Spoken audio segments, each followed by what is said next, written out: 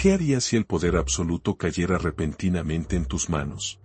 No en un gobierno, no en un ejército, sino en una simple habitación disfrazada de prisión. ¿Crees que seguirías siendo tú mismo? Esta es la historia de un experimento que prometía estudiar el comportamiento humano, pero terminó desatando una oscuridad que nadie pudo controlar. Un grupo de jóvenes aceptó un reto, creyendo que estaban participando en ciencia, pero salieron con cicatrices invisibles que aún hoy nos hacen temblar. Bienvenidos a uno de los experimentos más perturbadores de la historia moderna, el experimento de la cárcel de Stanford.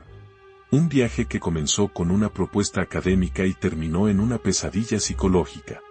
Hoy recorreremos esta historia como si fuera una odisea, una jornada del héroe, solo que aquí, el monstruo no está afuera. Está dentro de cada uno de nosotros. Todo empezó en 1971, en los pasillos aparentemente tranquilos de la Universidad de Stanford.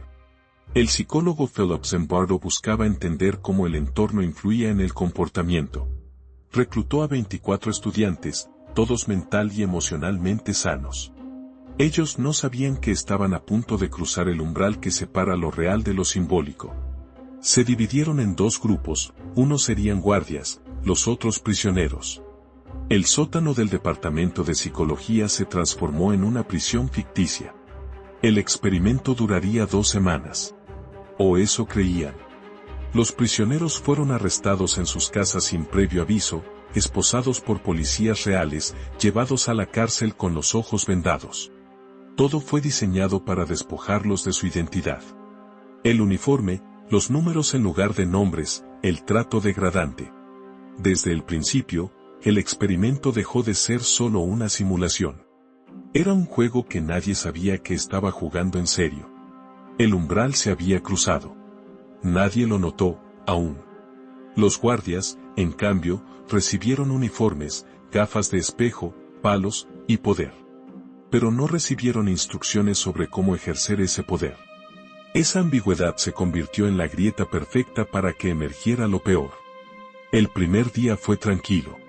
Algunos incluso se lo tomaron con humor. Pero cuando el primer prisionero se rebeló, todo cambió. Castigos físicos, humillaciones, privación del sueño. Y lo más aterrador, era solo el segundo día. Uno de los prisioneros sufrió una crisis emocional severa al tercer día. Lloraba, gritaba, pedía salir. Zimbardo, que también jugaba el papel de alcaide, dudó. ¿Estaba fingiendo? ¿Estaba exagerando? El experimento había atrapado incluso al científico. La línea entre investigador y personaje se desdibujó. Finalmente, el prisionero fue liberado, pero nadie cuestionó en serio qué estaba pasando. El juego seguía, cada vez más intenso, más retorcido. La prisión falsa se convirtió en un espacio real de sumisión y abuso. Los guardias empezaron a turnarse para mantener el control. Inventaban castigos, juegos psicológicos, divisiones entre los prisioneros para crear desconfianza. Lo hacían sin que nadie se los pidiera. El experimento había demostrado algo terrible: no se necesita ser malvado para hacer el mal, solo basta con estar en el lugar adecuado, o el equivocado. Y mientras tanto, Zimbardo observaba. Tomaba notas. Justificaba todo como parte del proceso. En su mente, el experimento seguía en los límites éticos. Pero para quienes lo vivían, la realidad ya no tenía límites. La prisión era real. El miedo, también. Las lágrimas no eran parte del guión. La transformación estaba completa, estudiantes comunes se habían convertido en opresores y víctimas. Y lo peor, sin que nadie los obligara. Al sexto día, una estudiante graduada que había sido invitada a observar, se horrorizó. Le pidió a Zimbardo que detuviera el experimento. Le dijo, ¿no ves lo que estás haciendo a estos chicos?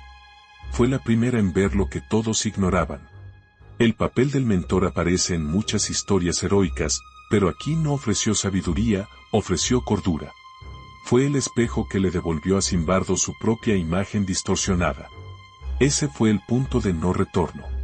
Zimbardo finalmente detuvo el experimento. No duró 2 semanas, solo 6 días. Pero esos 6 días bastaron para mostrar que el contexto puede devorar al individuo, que no necesita ser un monstruo para actuar como uno. El experimento dejó cicatrices, confesiones y un legado de preguntas sin respuesta. Lo que parecía una travesía científica se convirtió en una exploración del alma humana, y no nos gustó lo que encontramos. Los prisioneros salieron confundidos, algunos devastados. Los guardias también, muchos sin poder explicar cómo llegaron a actuar como lo hicieron. No hubo gloria, ni aprendizaje heroico. Solo la amarga sensación de haber estado en contacto con una parte de ellos mismos que preferirían no conocer. El regreso al mundo ordinario no trajo paz. Fue un despertar incómodo, como si hubieran sido poseídos. Pero no por fuerzas externas, sino por algo más profundo. En los años siguientes, el experimento fue cuestionado, criticado, incluso tachado de poco ético o mal diseñado. Pero su impacto no se puede negar. Nos dejó frente a un espejo. Un espejo que muestra que el contexto y el poder pueden deformar incluso al más común de los mortales. Y esa, quizás, es la revelación más aterradora de todas. No estamos tan lejos del abismo como creemos. El héroe de esta historia no es un individuo. Es la conciencia colectiva que despertó después. Los libros de psicología cambiaron. Las reglas de experimentación también. Y aunque la ciencia aprendió una lección, el resto de nosotros seguimos debatiendo qué haríamos si estuviéramos en esos zapatos. Porque el experimento puede haber terminado, pero las preguntas siguen vivas. Y así, esta historia no tiene un final feliz. Tiene un eco. Uno que nos recuerda que los monstruos no siempre vienen con garras y colmillos. A veces vienen con uniforme, una placa, o simplemente, una excusa para no cuestionar la autoridad. La verdadera batalla está dentro. Y todos estamos en ella, lo sepamos o no. El experimento de la cárcel de Stanford no fue solo un estudio psicológico. Fue un espejo oscuro que nos obligó a ver de lo que somos capaces cuando se nos da poder sin consecuencias. Zimbardo no solo descubrió algo sobre el comportamiento humano, lo vivió, lo permitió y luego lo cuestionó. Nos mostró que el mal no necesita motivos. Solo necesita espacio. Esta historia nos obliga a hacernos preguntas incómodas. ¿Cuánto del monstruo que vimos en ese sótano podría existir en nosotros? ¿Estamos tan lejos del límite como creemos, o solo necesitamos las circunstancias adecuadas para cruzarlo? Quizá la única forma de protegernos del poder es recordando lo que le hizo a quienes eran igual que nosotros. Gracias por acompañarnos en este viaje a lo más profundo de la mente humana. Si esta historia te hizo pensar, reflexionar o sentir un escalofrío, no estás solo. La psicología nos enfrenta a verdades que preferiríamos no conocer, pero que debemos entender. Suscríbete para más relatos que iluminan la oscuridad del alma humana y cuéntanos en los comentarios, ¿qué crees que habrías hecho tú en ese experimento? Nos vemos en el próximo video.